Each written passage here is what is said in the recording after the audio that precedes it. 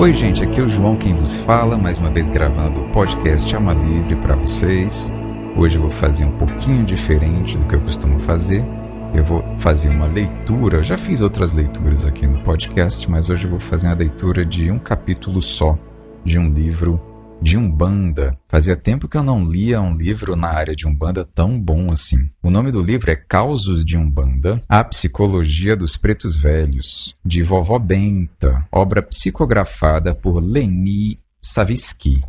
Vou ler um pouquinho aqui para vocês sobre a Leni. Leni Savitsky é médium trabalhadora da Sociedade Fraternal Cantinho da Luz, Casa Universalista localizada em Erechim, Rio Grande do Sul. O livro foi lançado em 2006 e o capítulo que eu vou ler para vocês, um dos causos do livro que eu vou ler, se chama A Essência em Detrimento das Formas. Então vamos lá. Dona Margarida era uma senhora que já passava dos 60 anos de idade, embora seu dinamismo não demonstrasse, aparentando ser muito mais jovem.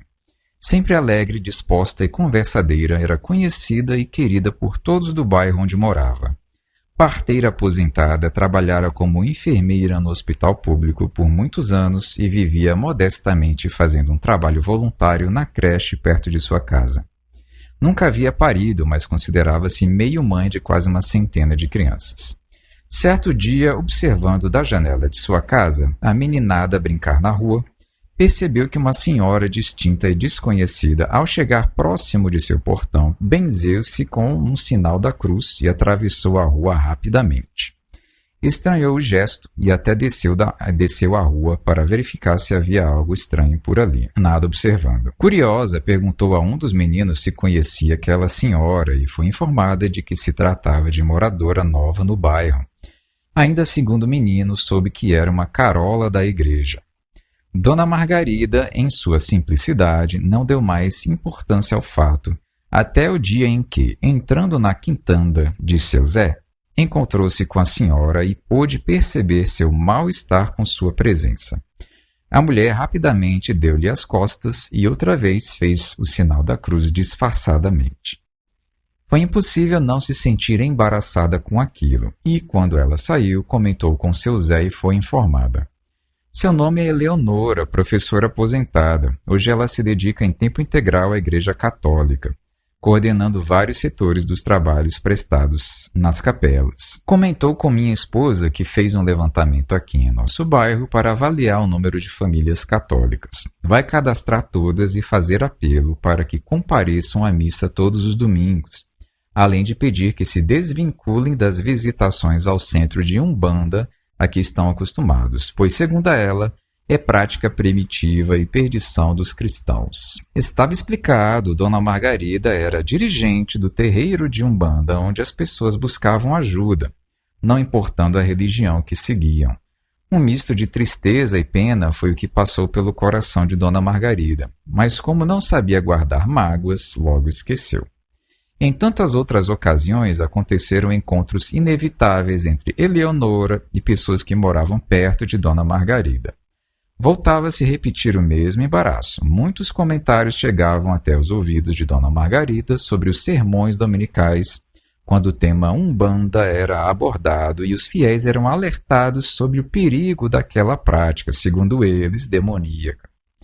Dona Margarida também soube que a senhora católica havia passado para os moradores do bairro um abaixo-assinado que ela apresentaria posteriormente à prefeitura municipal, pedindo o fechamento do centro de Umbanda, alegando que o som dos atabaques e a cantoria de até tarde da noite incomodavam os vizinhos, além de alegar que os frequentes despachos nas esquinas eram um perigo iminente à população, ocasionado pelos umbandistas. Querendo ou não, Dona Margarida estava se abatendo com todos os rumores. Afinal, sempre vivera-se em paz naquele lugar, independentemente do credo religioso, da cor da pele ou da condição socioeconômica dos moradores. Por isso, naquela noite, até o atendimento ao público no terreiro, Vovó Catarina, a preta velha protetora de Dona Margarida, reuniu a corrente de médiuns e se manifestou. Saravá aos filhos de fé, a preta velha e os outros manos que aqui vêm prestar a caridade estão observando que os filhos andam preocupados com os acontecimentos. Embora não estejamos mais na época da escravidão negra, Ainda as sombras insistem em escurecer o coração de algumas criaturas que são instigadas a escravizar outras, segundo sua vontade e seu poder. Enquanto existir a ignorância em lugar da busca do conhecimento, enquanto o egoísmo ocupar o lugar destinado ao amor no coração das pessoas, existirão portas abertas por onde as trevas se infiltram para desarmonizar o mundo. Os escravos, para exercer seu culto aos orixás, precisaram enganar os senhores com sincretismo. Hoje existe a liberdade de crença, de culto, mas existem as leis dos homens que precisam e devem ser respeitadas. Por isso, esta preta velha vem pedir aos filhos que respeitem a lei do silêncio e retirem os atabaques do terreiro. O pedido da preta velha caiu como algo fúnebre sobre a corrente, levando alguns a argumentar. Minha mãe, com todo respeito, o nosso trabalho vai ficar descaracterizado. O filho sabe que não é o som dos atabaques que deixa a caridade, que aqui é prestada mais ou menos eficiente ou agradável aos olhos do grande pai Zambi. Da mesma forma que a altura com que são cantados os pontos não interfere na qualidade do trabalho efetuado, mas sim apenas o amor e a dedicação que os filhos derramam de seus corações. São apenas costumes que podem ser mudados e, se aos olhos do mundo lá fora é isso que incomoda, de nada custa cortar os galhos, se são eles que incomodam a janela do vizinho, antes de ter que sacrificar a árvore inteira. Eles estão sendo injustos conosco, minha mãe. Acusaram-nos de efetuar despachos nas esquinas e a senhora sabe que isso não faz parte de nosso culto. O filho referiu-se ao termo certo, injustiça. Se nada devem, nada temam. O tempo se encarrega de mostrar a verdade. Por isso, os manos da espiritualidade que baixam suas vibrações para virem até o terreiro aqui na crosta prestar a caridade, insistem seguidamente com a corrente para que estudem e se atualizem, evitando falsas crenças, procurando fazer a amada Umbanda uma banda só, evitando muitos ritos inúteis e misturas confundíveis e desnecessárias. É preciso que todos os umbandistas procurem entender que a magia é mental e que os materiais usados apenas catalisam as energias, sendo necessários somente enquanto as mentes acostumadas ao fenômeno físico ainda não estiverem adestradas. Que se deixe de confundir oferendas que não têm nada de ofensivo às pessoas nem ao sítio sagrado da natureza com os despachos que causam mal-estar aos transeuntes de vossas cidades e que deixam espalhados materiais perigosos como vidros quebrados, além da exposição de animais em decomposição, quando não de bonecos alfinetados, nada agradáveis aos sentidos da visão e do olfato. Por que então não substituir o tão agradável som dos atabaques pelo som de uma leitura instrutiva e evangelizadora aos consulentes e à corrente mediúnica? Quem sabe é hora de os filhos pensarem na formação de uma escolinha aos pequenos, ensinando-lhes sobre a realidade da Umbanda, renascida em solo brasileiro, mas de origem ancestral, de maneira a esclarecer os espíritos desde cedo e, assim, desmistificar a visão distorcida deste culto sagrado. Nada como esclarecer como ensinar para que se desfaçam os equívocos. Já passou um tempo em que apenas a fé, mesmo irracional, bastava. O mundo evoluiu e é preciso que tudo e todos se ajustem a esse processo. Prova disso está na tirania que se exerce sobre mentes desavisadas que, condicionadas a uma fé irracional e milagreira, entregam tudo o que possuem a certos pastores de religiões que se dizem cristãs. É preciso o discernimento do médium que trabalha na magia, pois ela é uma faca de dois gumes. Os necessitados que batem à porta do terreiro, se esclarecidos sobre a parte que lhes cabe nas mudanças de atitude, deixarão de mistificar a Umbanda como a milagreira das horas de apuro e passarão a respeitar o culto como ele merece ser respeitado. Se mentem, cabe aos filhos desmentir com atitudes justas, nunca com revides. A Umbanda hoje, meus filhos, pela vibratória de Xangô, atua em vosso mundo de forma instigante para que se exerça a justiça em todos os setores da sociedade. Nada temam, não enfraqueçam vossa fé e fiquem alerta para a verdadeira caridade, nunca julgando quem quer que seja.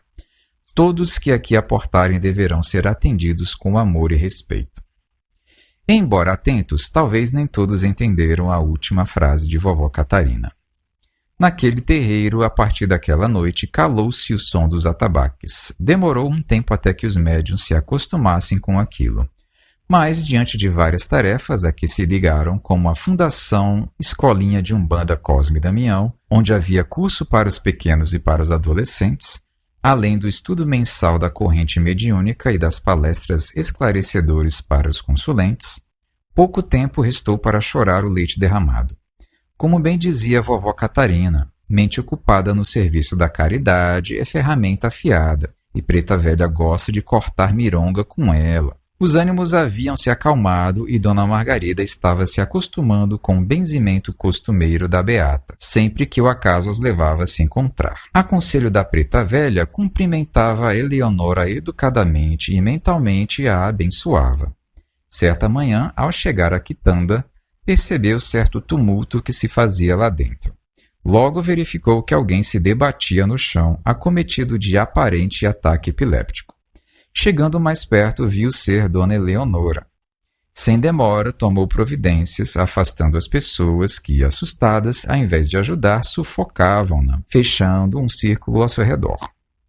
Dona Margarida sabia como lidar com a situação por causa de seus longos anos de dedicação à enfermagem. Arregaçou então suas mangas, abriu a gola apertada da camisa da vítima, rasgou um pedaço de tecido de sua própria saia e, enrolando-o em seu indicador, salvou Eleonora de asfixiar-se com a própria língua. Fez todos os procedimentos de praxe e, aos poucos, aquela senhora voltava a si outra vez, sem entender o que havia se passado, agora sendo aconselhada por Dona Margarida a procurar imediatamente um médico. Muito tempo depois desse fato, certa noite, quando os atendimentos já findavam no terreiro e as portas eram fechadas para que a corrente mediúnica pudesse encerrar os trabalhos, uma senhora de óculos escuros e com um lenço amarrado na cabeça, cobrindo parte da face, tentando claramente disfarçar sua imagem, pedia ao cambono que por favor atendessem-na. Foi levada até a frente do congá, onde vovó Catarina ainda estava incorporada em seu aparelho, esperando-a. Nega véia saúdas e fia. Estou muito envergonhada. Na verdade, tenho sonhado muito que estou aqui à sua frente e agora vejo que é tudo igual como no sonho. Estou apavorada, pois andam acontecendo coisas estranhas comigo. Ontem mesmo o padre, a quem tenho auxiliado todos estes anos, pediu para que me afastasse da igreja, pois acha que estou endemoniada. Por várias vezes, quando as pessoas me procuram para aconselhá-las, eu saio do ar e dizem que, além de me abaixar como uma velha arqueada, falo diferente, assim como a senhora está falando agora. Dizem que ensino remédios com ervas, banhos de descarrego, que benzo. Quando volto do transe, sinto-me muito bem. Nem as dores do reumatismo sinto mais por vários dias. Depois que isso começou a acontecer, nunca mais tive os desmaios. Mas estou triste, pois minha vida é a igreja e agora fui afastada. Fia, salve a mana que está grudada em seu costado. Por mais de hora, enquanto a corrente concentrada cantava baixinho pontos aos orixás, vovó Catarina esclareceu aquele coração sedento de sabedoria e entendimento, as coisas do espírito. Falou-lhe sobre a mediunidade reprimida, sobre caridade, sobre Deus como Pai de todos, sobre Cristo e o que era ser cristão. Daquele dia em diante, mesmo sem os atabaques naquele terreiro, mais uma voz se juntava quando a corrente louvava os orixás, dando tom especial à caridade. Saravá para a vovó Catarina, que é a dona da gira do meu terreiro, saravá para a vovó Catarina e todas as almas do cativeiro. Eu resolvi não fazer comentários porque eu percebi que o texto já está bem colocado e se eu ficar comentando em cima, eu vou estragar, a situação aqui, eu vou estragar um pouco do que vocês acabaram de ouvir, que é um trecho muito bacana desse livro. Fica aí a recomendação para vocês. Um abraço e até a próxima.